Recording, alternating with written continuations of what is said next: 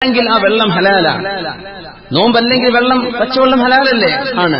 നോമ്പുള്ള സമയത്ത് ഞാൻ അതിന് ഹറാമ് പോലെ കാണുന്നത്. കാരണം നോമ്പുകാരനായി ഞാൻ വെള്ളം കുടിച്ചാൽ എന്റെ നോമ്പ് ബാത്തിലാവും. എനിക്ക് വെള്ളം കുടിക്കൽ ഹറാമാണ്. ഏത് ഹലാലായിരുന്നത് നോമ്പിൽ എനിക്ക് ഹറാമാണ്. എന്നാ പിന്നെ നോമ്പല്ലെങ്കിൽ കള്ള് എങ്ങനെ കുടിക്കും മനുഷ്യൻ? ഹലാല് തന്നെ ഹറാമ് പോലെ കാണാൻ നോമ്പുകാരന് കഴിയും. എന്നാ പിന്നെ ഹറാമായിട്ട് കണ്ടാ പോരെ? എന്തായാലും പ്രശ്നമാണ്. അപ്പൊ നോമ്പ് കഴിഞ്ഞാൽ പിന്നെ കള്ളുടി ഉണ്ടാവരുത്. റമദാനിലൊക്കെ നമ്മൾ ഭയങ്കര ഖുർആനും ഓത്തും ദിക്റും തഹജ്ജുദും ഖിയാമുൽ ലൈൽ കരച്ചിലും പിടിക്കലും ഒക്കെയാണ്. പെരുന്നാളിന് നമ്മൾ ഉഷാറായിട്ട് ഗാനമേള നടത്തി എല്ലാം നശിപ്പിച്ചു. വല്ല കാര്യമുണ്ടോ? ചെയ്യാൻ പാടില്ല. അപ്പൊ അത് അള്ളാനെ കളിയാക്കുന്ന ഏർപ്പാടാണ്. ഇങ്ങനെ പടച്ചവൻ റിസൈൻ ചെയ്തു പോയ പോലെ റമദാൻ കഴിഞ്ഞ് പഠിച്ചു ഞാൻ അടുത്ത റമദാനിലേ വരുള്ളൂ, നമുക്ക് എന്തും കാണിക്കാം. അങ്ങനെയല്ല. റമദാൻ കഴിഞ്ഞാലും അത് തുടരുമ്പോഴാണ് ഈ റമദാനിന്റെ ഉപകാരം ഉണ്ടാവുക. അല്ലെങ്കിൽ പിന്നെ എന്താ അള്ളാനെ കളിയാക്കല്ലേ? അങ്ങനെ ചെയ്യരുത്. അള്ളാഹുവിന് ഇഷ്ടമില്ലാത്തത് റമദാനിലും അല്ലാത്തപ്പോഴും ചെയ്തുകൂടാ. അപ്പൊ നമ്മൾ എന്ത് ചെയ്യരുത്? വല്ല പാട്ടോ ഗാനമേളൊക്കെ തുടങ്ങുകയാണെങ്കിൽ എന്ത് ചെയ്യാ? നല്ല ഈണത്തിലും രാഗത്തിലും ഇസ്ലാമികമായ അള്ളാഹുവിന് ഇഷ്ടമുള്ള പാട്ടുകൾ പാടുന്ന നല്ല ഗായകന്മാർ നമുക്ക് കിട്ടും. അന്യ പെണ്ണുങ്ങളെ കൊണ്ടുവരണ്ട. മ്യൂസിക്കും അതുപോലെയുള്ള ഇൻസ്ട്രുമെന്റുകൾ പ്ലേ ചെയ്യരുത്. അതൊന്നുമില്ല. നല്ല വോക്കൽ മനോഹരമായിട്ട് തന്നെ നമുക്ക് മ്യൂസിക് ഇല്ലാതെ തന്നെ നല്ല പാട്ട് പാടാൻ പറ്റും. എന്റെ സുഹൃത്ത് അനസിന്റെ ആലപ്പുഴ എന്തൊരു മനോഹരമായ പാട്ടാ പാടിയത്. നമ്മുടെ സമസ്ത സമ്മേളനത്തിന്റെ സമയത്ത് വന്നിരിക്കെ ഒരു വാത് പറയുന്നത്, എന്ത് രസമുള്ള പാട്ട്, ഒരു മ്യൂസിക് ഇല്ല, എന്ത് ഭംഗിയാണ്. നമുക്ക് അങ്ങനെ നോക്കാം. എല്ലാവരും മ്യൂസിക് എടുക്കണില്ലേ? നമ്മളത് ഇല്ലാതെ നോക്കി നോക്കുക. ഒരു വെറൈറ്റി എപ്പോഴും നല്ലതല്ലേ? നമുക്ക് അങ്ങനെ നല്ല വെറൈറ്റി ആയിക്കോട്ടെ. അപ്പൊ അങ്ങനെ ഗാനമേളങ്ങൾ വെച്ചോളൂ. എങ്ങനെ? മ്യൂസിക് ഇല്ല, അന്യ പെണ്ണുങ്ങൾ ഇങ്ങോട്ട് കയറ്റിക്കൊണ്ടുവരും ചെയ്യും. അന്യ പെണ്ണുങ്ങളെ കൊണ്ടുവരരുത്, മ്യൂസിക് പ്ലേ ചെയ്യരുത്. നല്ല പാട്ടുകൾ, നല്ല പാടാൻ പറ്റുന്ന കുട്ടികളെയോ വലിയവരെയൊക്കെ മുതിർന്നവരെയൊക്കെ കൊണ്ടുവന്നിട്ട് പാടിക്കോളൂ. മ്യൂസിക് ഇല്ല, ഒരു അനാവശ്യങ്ങളുമില്ല. നല്ല റാഹത്താണ്. കാരണം പെരുന്നാളിന്റെ അന്ന് പാടാം. പെരുന്നാളിന്റെ അന്ന് സിദ്ദീഖ് റളിയല്ലാഹു അൻഹു വന്നപ്പോ ഹബീബായ നബി തങ്ങളുടെ വീട്ടിലെ ചില കുട്ടികൾ പാട്ടുപാടാൻ സിദ്ദീഖ് പാട്ടുപാടി നബി തങ്ങളുടെ വീട്ടിലോ എന്ന് പറഞ്ഞ് സിദ്ദീഖ് എന്നവരെ ആട്ടി വിട്ടു എന്നാണ് നബി തങ്ങൾ പറഞ്ഞു. സിദ്ദീഖ് ഇന്നമാഹു അയ്യാമു ഈദിൻ, നമ്മുടെ പെരുന്നാളല്ലേ, ഒരു പാടിക്കോട്ടെ എന്ന് പറഞ്ഞു സല്ലല്ലാഹു അലൈഹി വസല്ലം. അതുകൊണ്ട് അതാവണം. അത്തരം ഹലാലായ രീതിയിലേക്ക് നമ്മൾ ട്വിസ്റ്റ് ചെയ്യാം. ഒരു കാര്യം വേണ്ടെന്ന് പറഞ്ഞാൽ ഒരു ഓപ്ഷൻ കൊടുക്കണം. കള്ളു കുടിക്കണ്ടെന്ന് പറഞ്ഞാൽ ജ്യൂസ് കുടിച്ചോ എന്ന് പറഞ്ഞു കൊടുക്കണം എന്നാണ്. ഞാൻ ഇപ്പൊ എന്താ കുടിക്കാന്ന് പറയും. അപ്പൊ എന്ത് ചെയ്യണം? ഒരു ഓപ്ഷൻ. ഹലാൽ എപ്പോഴും ഓപ്ഷൻ ഉണ്ട്. അതാണ്. അതുകൊണ്ട് ഇൻഷാ അല്ലാഹ് വഴിയിലേക്ക് നമ്മൾ സജീവമായി ചിന്തിക്കണം. ഇൻഷാ അല്ലാഹ് അത്തരം ഹറാമുകളൊന്നും ഇനിയൊന്നും ആവർത്തിക്കരുത്. ദയവ് ചെയ്തിട്ട് ഇനി ആവർത്തിക്കുകയാണെങ്കിൽ ഞാൻ പിന്നെയും പറയും. എന്ത് ചെയ്യാ? നിർത്താൻ പോകുന്നില്ല. ഇസ്ലാമിക് സെന്റർ ആകുമ്പോൾ ഇസ്ലാമിക കാര്യങ്ങൾ നടത്താനുള്ള സ്ഥലമാണ്. നമ്മളോട് റിസൈൻ ചെയ്ത് പോയിട്ട് കാര്യമില്ലെങ്കിൽ പിന്നെ മനസ്സിലാവണം നമ്മൾ ഇവിടെ നിൽക്കേണ്ട ആളുകളാണ്. ഇസ്ലാമിക് സെന്റർ ആകുമ്പോൾ ഇസ്ലാമികമായ നന്മയാണ് ഇവിടെ നടക്കേണ്ടത്, മറ്റുള്ളതാണ് ഇവിടെ നിന്ന് പോവേണ്ടത്. അതുകൊണ്ട് എന്ത് ചെയ്യണം? നമ്മൾ ഏറ്റവും ബദ്ധശ്രദ്ധരായിട്ട്, അതിലൊന്നൊരു ഈഗോ ഒന്നും തോന്നരുത്, ഒരു വെറുപ്പും തോന്നരുത്. പിന്നെ വെറുപ്പ് തോന്നിയതുകൊണ്ട് എന്തില്ല, ഞാനതെന്തും കണക്കാക്കുന്നില്ല. അതുകൊണ്ട് എന്ത് ചെയ്യാ? അങ്ങനെ ഒരു ശത്രുതയൊന്നും തോന്നരുത്. നമ്മൾ പറഞ്ഞുതരാൻ കടപ്പെട്ട ആളുകളാണ്. പറഞ്ഞു തരൽ നമ്മുടെ ബാധ്യതയാണ്. പറഞ്ഞു അള്ളാഹ് ഉസ്താദ് ഖാൻ അവരെ മുൻപിട്ടല്ലോ, അപ്പൊ കുഴപ്പമുണ്ടാവില്ല അങ്ങനെ വിചാരിക്കരുത്. കുഴപ്പമുള്ള സംഗതി നമ്മൾ കുഴപ്പമാണെന്ന് പറയും. അതെന്ത് ചെയ്യണം? സ്വീകരിക്കുക നമ്മുടെ എല്ലാവരുടെയും ബാധ്യതയാണ്. അതുകൊണ്ട് നമ്മൾ റിലീഫ് നടത്തി വല്ല കാര്യമുണ്ടോ? അല്ല, സ്വീകരിക്കില്ല. ആ ടിക്കറ്റൊക്കെ ശരിയായിട്ട് നമ്മളൊരു കുട്ടിന്റെ കല്യാണം കഴിച്ചെടുത്ത നാട്ടിൽ ഒരു മണ്ണാങ്കട്ടിയും കിട്ടൂല. അതെന്ത് ചെയ്യരുത്? അത്തരം തിന്മകളിലൂടെ നമുക്കൊന്നും ചെയ്യാൻ പാടില്ല. അതുകൊണ്ട് റമദാനിൽ കിട്ടുന്ന നന്മ അല്ലാഹുവിന്റെ സാന്നിധ്യം അറിയലാണ്, തഖ്വയാണ്. ആ തഖ്വ നമുക്ക് അതിന്റെ ശേഷവും കൊണ്ടുപോകണം.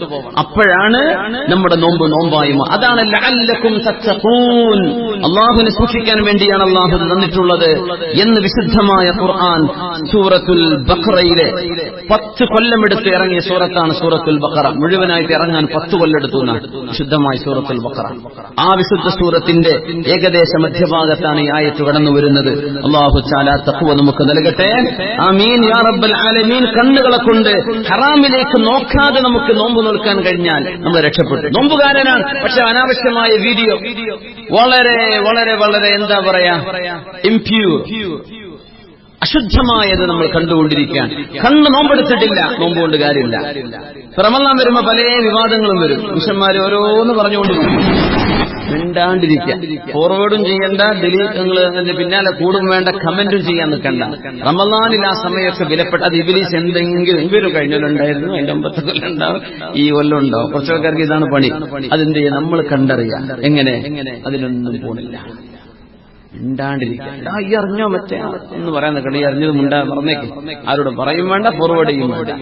നമ്മുടെ നാവ് നമുക്ക് നോമ്പെടുക്കാൻ പറ്റിയില്ലെങ്കിൽ നമ്മുടെ നോമ്പ് ശരിയാവില്ല. നമ്മുടെ മനസ്സുകൊണ്ട് നോമ്പെടുക്കണം. എങ്ങനെ? കൽബിനുള്ളിൽ കിടക്കുന്ന അസൂയയും പകയും വിദ്വേഷവും പകപോക്കലും ഇതൊക്കെ കൽബിന് എടുത്തു മാറ്റിയാലേ നമ്മുടെ നോമ്പ് നോമ്പാകുന്നുള്ളൂ. അതൊക്കെ വെറും പട്ടിണി കിടന്നുകൊണ്ട് നോമ്പാവില്ല.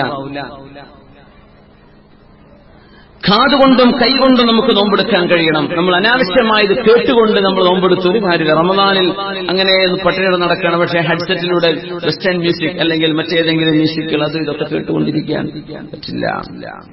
അങ്ങനെ വരികയാണെങ്കിൽ ഇൻഷാ അല്ലാഹ് നമ്മുടെ നോമ്പാണ്. അപ്പോഴാണ് നമ്മൾ പറയാ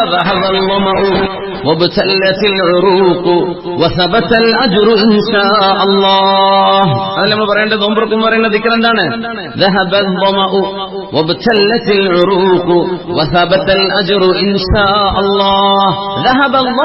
ഒരിച്ച് വെള്ളം കുടിക്കുമ്പോൾ പറയണം, റബ്ബേ എന്റെ ദാഹമൊക്കെ മാറി പടച്ചവനെ, അൽഹംദുലില്ലാഹ് എന്തൊരു ദാഹമായിരുന്നു. ദാഹമൊക്കെ ഒരു ഗ്ലാസ് വെള്ളം കുടിച്ചാൽ തന്നെ നമുക്ക് തോന്നും കുറെ വേണം. അപ്പോഴാണ് ഒരു പൈനാപ്പിൾ ജ്യൂസ്, പിന്നെ ഒരു കോക്ടെയിലും കിടന്നോട്ടെ, പിന്നെ ലൈമ് എല്ലാവർക്കും പിന്നെ ചായ, ചിലർക്ക് കാപ്പിയായിരിക്കും, ഒരു സുലൈമാന് ഒക്കെ ടേബിൾ വെച്ച് നിരത്തുക.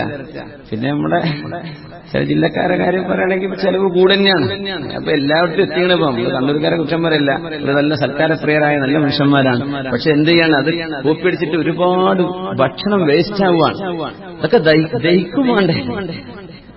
അപ്പൊ പെണ്ണുങ്ങളെ ഇടങ്ങേറായിട്ട് റമദാൻ തന്നെ ഒരു ഒഴിവ് കൊടുക്കണം ദയവ് ചെയ്തിട്ട്. ഒരു നോമ്പ് തുറ കഴിഞ്ഞിട്ട് തീർന്നു എന്ന് വിചാരിക്കുക. അപ്പോഴാണ് പിന്നെ പത്തലും പത്തലും കറിയൊക്കെ പിന്നാലെ വരാൻ പോണത്. റഹ്മാനായ ആദ്യം തന്നെ ധാരാളമായിരുന്നു. അത് കഴിഞ്ഞിട്ടൊരു മുത്താണ്ട്, പിന്നൊരു കഞ്ഞിണ്ടല്ലോ, എന്തൊരു മഞ്ഞളൊക്കെ ഇട്ടിട്ടില്ലേ. എന്തിന്? ആ ക്ഷീണല്ലേ, ഉച്ചക്ക് ചോറയിക്കാത്തതാ വിഷയം. അതിന് പകരാണ് ഇപ്പൊ ചെയ്തുകൊണ്ടിരിക്കുന്നത്. അപ്പൊ അത്രക്കൊന്നും വേണ്ട, പെണ്ണുങ്ങൾക്കൊന്ന് വിവാഹത്തെടുത്തോട്ടെ. ഈ റമദാൻ അങ്ങനെ ആയിക്കോട്ടെ, നമുക്കൊരു മാറ്റം വരുത്താം. കുക്കറി ഷോ ഒക്കെ ഇനി റമദാൻ വരാൻ പോവുക. Ramadan special food. Ramadan food ഒഴിവാക്കണം പറഞ്ഞ മാസമാണ്. അപ്പൊ സ്പെഷ്യൽ ഫുഡ് ഉണ്ടായിക്കോളിയാണ്. അപ്പൊ നേരെ ഓപ്പോസിറ്റിലേക്ക് നമ്മൾ ഡയറക്റ്റ് ചെയ്യുന്നത് നമ്മൾ തിരിച്ചറിയാം. അങ്ങനെയൊക്കെ ആകുമ്പോഴേ നമ്മൾ അതിന്റെ മീനിങ് കിട്ടുള്ളൂ. റമദാന്റെ മീനിങ് കിട്ടുക, അതിന്റെ അർത്ഥം കിട്ടണമെങ്കിൽ അത് വേണം. അപ്പൊ നമ്മൾ നോമ്പ് തുറക്കുമ്പോൾ പറയാണ്, ദാഹം മാറി പടച്ചവനെ, എന്റെ നരമ്പുകളൊക്കെ നനഞ്ഞിരിക്കുകയാണ്. ഒരു ഗ്ലാസ് വെള്ളം കുടിക്കുമ്പോൾ നരമ്പെന്നാകെ നനയൂല. പക്ഷെ അല്ലാഹുവിനോട് ചെയ്യുന്ന ശുക്രാണത്. റബ്ബേ നരമ്പ് നനഞ്ഞു. ഒരു ഗ്ലാസ് വെള്ളം കൊണ്ട് നരമ്പ് എന്നാകെ നനയുന്നുണ്ടോ? ഇല്ല. ഒരു ഗ്ലാസ് വെള്ളത്തിന്റെ വിലയാണത്. ഒരു ഗ്ലാസ് വെള്ളം അല്ലാഹു തന്ന പാനീയത്തിന്റെ വിലയാണ്, അതിന്റെ നിഅമത്തിന്റെ ശുക്റാണത്. വബ്തല്ലത്തിൽ ഉറൂഖു വസബതൽ അജ്റു ഇൻഷാ അല്ലാഹ്. ഇൻഷാ അല്ലാഹ് ഈ നോമ്പിന് അല്ലാഹു കൂലി തരും, അത് ഉറപ്പാണല്ലോ. ഇത് ബാങ്ക് കൊടുക്കുന്ന നേരത്തെ നമ്മൾ നോമ്പ് തുറന്നിട്ട് പറയാൻ, പകലും മുഴുവൻ സിനിമയും സീരിയലും കണ്ടിരുന്നിട്ട് ഇത് പറഞ്ഞിട്ട് വല്ല കാര്യമുണ്ട്? അജുറു ഇൻഷാ അല്ലാഹ് എന്ന് കണ്ട സിനിമക്കും സീരിയലിനൊക്കെ കൂലി അത് കിട്ടൂല, ശിക്ഷയായിരിക്കും. അപ്പൊ നമ്മൾ ആ വാക്ക് പറയുന്നതിന് നമ്മുടെ കർമ്മം അതിന് സാക്ഷിയാവണം. ഈ ഹദീസിന്റെ ഈ ദുആന്റെ അർത്ഥം വലിയ അത്ഭുതമാണ്. അല്ലാഹു കൂലി തരുന്നു എന്ന് ഉറപ്പാണ്. ഇൻഷാ അല്ലാഹ് the reward has been confirmed. അല്ലാഹു കൂലി തരാന്നുള്ള വിഷയം ഉറപ്പാണ്. ഇൻഷാ അല്ലാഹ് കൂലി കിട്ടും. അങ്ങനെ കൂലി കിട്ടുമെന്ന് ധൈര്യമായി പറയണമെങ്കിൽ എന്ത് ചെയ്യണം? നോമ്പ് തുറക്കണവരെയുള്ള നമ്മുടെ കർമ്മങ്ങളൊന്നും ഇങ്ങനെ നോക്കണം. അപ്പോഴേ നമുക്ക് ഈ വാക്ക് പറയാൻ ശരിക്കും ധൈര്യം വരുള്ളൂ. അപ്പോഴാ വാക്കിന് അർത്ഥവുമുള്ളൂ. അല്ലാഹു നമ്മുടെ നോമ്പാക്കി തരട്ടെ. ആ ദിക്ർ ഒന്ന് പറഞ്ഞു നോക്കി. വബ്തല്ലത്തിൽ ഉറൂഖു വസബതൽ അജ്റു ഇൻഷാ അല്ലാഹ്. പിന്നെ വേറെ ദിക്റുണ്ട്. അല്ലാഹുമ്മ ലക സുംതു വഅലാ റിസ്ഖിക അഫ്തർതു. അങ്ങനെയുണ്ട്, വേറെ ഉണ്ട്. അല്ലാഹുമ്മ ലക സുംതു വബിക ആമൻതു വഅലാ റിസ്ഖിക അഫ്തർതു. അങ്ങനെയുണ്ട്, വേറെ ഉണ്ട്. അപ്പോ അങ്ങനെയൊക്കെ പറയാം. ഏതായിരുന്നാലും അല്ലാഹു തആല എല്ലാ അവയവങ്ങളെ കൊണ്ട് നമുക്ക് നോമ്പെടുക്കണം. അതിന് അല്ലാഹു തൗഫീഖ് നൽകട്ടെ. ആമീൻ. ഈ റമളാനിൽ നമുക്ക് ഇൻഷാ അല്ലാഹ് ഒരുപാട് തവണ ഖുർആൻ നമുക്ക് ഖതം തീർക്കണം. 3 ദിവസം കൊണ്ട് ഖതം തീർക്കുന്ന ചില പദ്ധതികളൊക്കെ ഉണ്ട്. എല്ലാ നിസ്കാരത്തിന്റെയും ബാങ്ക് കൊടുത്തു ഇഖാമത്തിനിടയിൽ 20-25 മിനിറ്റ് സമയം ഉണ്ടാവും.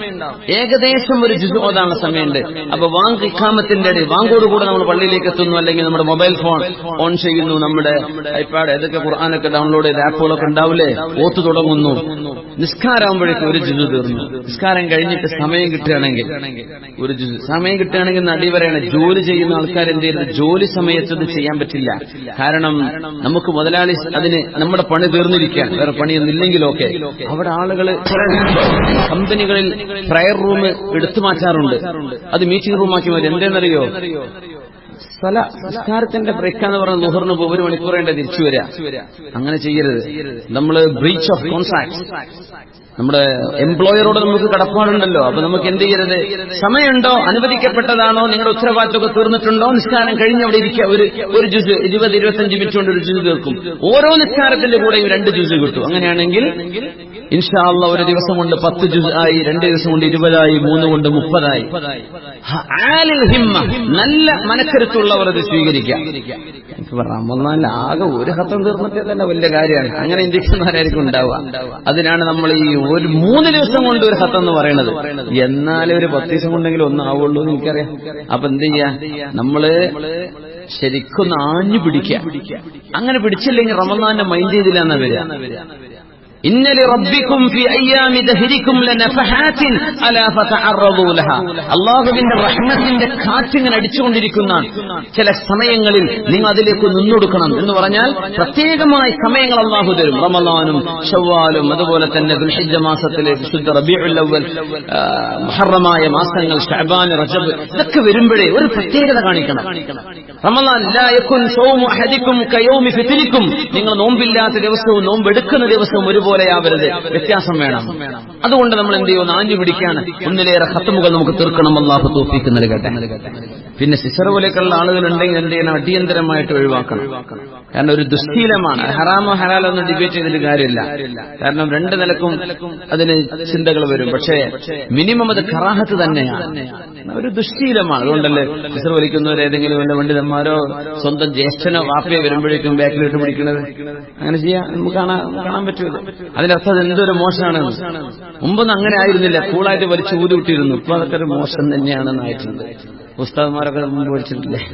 അങ്ങനെ പഠിക്കുന്ന കാലത്ത് അതൊക്കെ അത്ര ഒരു ഗൗരവമുള്ള വിഷയം തോന്നുന്നുണ്ടാവില്ല. അങ്ങനെ ശീലിച്ചു പോകുന്നുണ്ടാവും. പക്ഷെ നമ്മൾ ഒരാൾ ചെയ്യുന്നത് കൊണ്ട്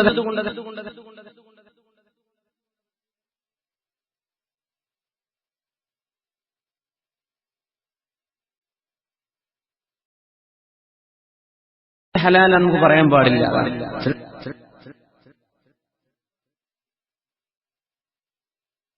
അങ്ങനെ പറയാം, അങ്ങനെയാണ് മറ്റേ ആ ഒരു വലിയ മഹാൻ അങ്ങനെ സിസർ വലിച്ചില്ലേ, അങ്ങനെ പറയാൻ പറ്റില്ല. അത് അവരും പഠിച്ചോണ്ട് തമ്മിലുള്ള വിഷയമാണ്. ഒരു വിഷയം ശറഇന്റെ മാഫിലിയിലാണ് നമുക്ക് നോക്കാൻ പറ്റും. ശറഇന്റെ ഒരു മെയ്യാറുണ്ടാവും.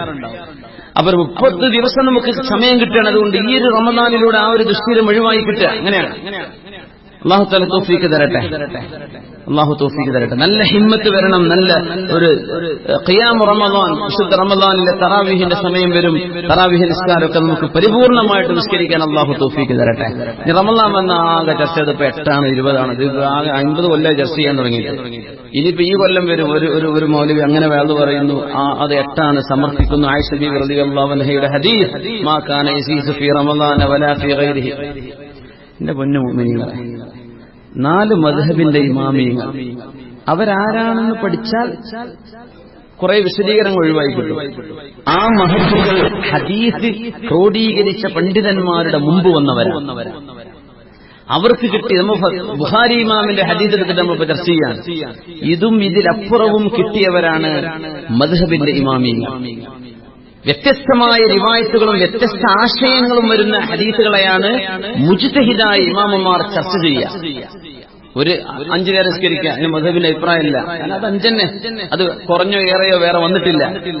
വ്യത്യസ്ത അഭിപ്രായങ്ങൾ വരുന്നു, വ്യത്യസ്ത ഹദീസുകൾ, വ്യത്യസ്ത ആശയങ്ങൾ കാണുന്നു. എന്തു ചെയ്യണം? ഇവിടെയാണ് ഹദീസിന്റെ പണ്ഡിതന്മാരുടെ മുജ്തഹിദീങ്ങളായ ഇമാമുമാർ ആ വിഷയം ചർച്ച ചെയ്യുക. ജഡ്യൂസിംഗ് ദി റൂൾസ് ഓഫ് ഇസ്ലാം. നമ്മുടെ റൂൾസ്, നമ്മുടെ സോഴ്സുകളിൽ നിന്ന് ഖുർആൻ, ഹദീസ്, ഇജ്മാ, ഖിയാസ്, അത് കഴിഞ്ഞ് വേറെ ഉറുഫുണ്ട്, ഇസ്തിഹ്സാനുണ്ട്, മസാലിഹുൽ മുർസലയുണ്ട്. ഇതൊക്കെ നമ്മുടെ ദീനിന്റെ സോഴ്സുകളാണ്. നമ്മൾ എവിടെ ഹദീസ് കിട്ടി? അത് ബുഖാരി ഉണ്ടോ മുസ്ലിമിനുണ്ടോ? എന്താ ചോദിക്കുക? പുണ്യ സഹോദര, ബുഖാരി മുസ്ലിം മാത്രമല്ല ശറഇന്റെ സോഴ്സ്. ഹദീസ് മാത്രമല്ല, വിശുദ്ധ ഖുർആനിലുണ്ടോ? ഖുർആനിലുണ്ടോ? ഹദീസിലുണ്ടോ? തീർന്നോ? ഇല്ല. ഇജ്മാഇലുണ്ടോ? ഖിയാസിലുണ്ടോ? ഉറുഫിലുണ്ടോ? മസാലിഹ് മുർസലയിലുണ്ടോ? ഇസ്തിഹ്സാനിലുണ്ടോ? ഇതൊക്കെ കഴിഞ്ഞിട്ടേ നമുക്കൊരു വിഷയമില്ല ഉണ്ടെന്ന് പറയാൻ പാടുള്ളൂ. ഒരു ഹദീസ് വെച്ച് നമുക്ക് ചർച്ച ചെയ്യാൻ. അപ്പൊ നമുക്കിത് ഇതെങ്ങനെയാണ് എടുക്കേണ്ടത് നമ്മൾ പഠിച്ചിട്ടില്ല. അങ്ങനെ ഡോക്ടർമാരുടെ അടുത്ത് സർജറിക്ക് ചെന്നാലേ അവര് നമ്മൾക്ക് ബ്ലോക്ക് ഉണ്ട് കേട്ടോ, ശരിയാക്കണം, ഒന്ന് ഓപ്പറേഷൻ എത്രയേ പറയുള്ളൂ. ആ ഞരമ്പിനൊരു പേരുണ്ടാവും, ആ ബ്ലോക്കിന്റെ പേരുണ്ടാവും, ഇയാൾക്കുണ്ടാകുന്ന ഈ അസുഖത്തിന്റെ സിംറ്റംസിനൊരു പേര് വേറെ ഉണ്ടാവും. ഇതൊന്നും ഡോക്ടർമാർ പറഞ്ഞിട്ടില്ല. രോഗിക്ക് എന്തിനാ അതിന്റെ ആവശ്യം? ഓപ്പറേഷൻ വേണമെന്ന് പറഞ്ഞാൽ മതിയല്ലോ, അത് കാര്യം മനസ്സിലായല്ലോ. അതുകൊണ്ടാണ് അലിമികൾ ഇങ്ങനെ പറഞ്ഞിട്ടുള്ളൂ. ഇത് എവിടുന്ന് കിട്ടിയതാണ്? 4 മദ്ഹബിന്റെ ഇമാമിയങ്ങളും ഈ ഹദീസുകളും അതിനപ്പുറവും കണ്ട ആളുകൾ കണ്ടെത്തിയത് 20 റക്അത്താണ്. പിന്നെ ഒരു രാജ്യത്തെ നിയമം